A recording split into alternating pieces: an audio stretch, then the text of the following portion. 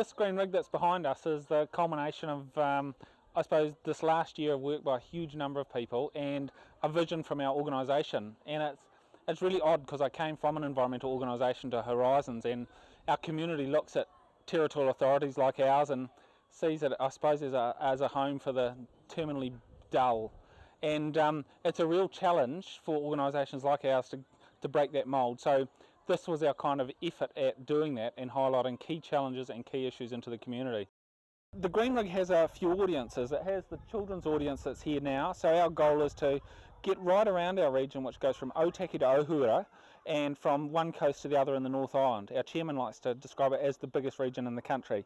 It's close, but it means that we have a real challenge in that getting around our community is hard, and why should they come to Palmerston North to interact with us?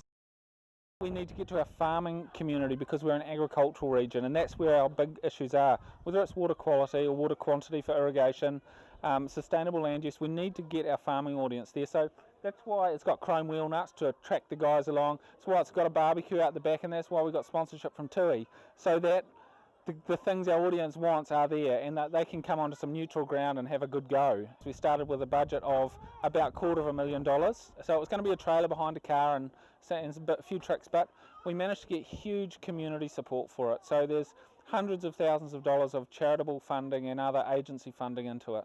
One of the great things in biodiversity we hear all the time from cockies is, if it's so important, put your money where your mouth is. So the region is now funding the protection of biodiversity directly. So whether it's fencing or pest management, we've decided with the support of the community to get there.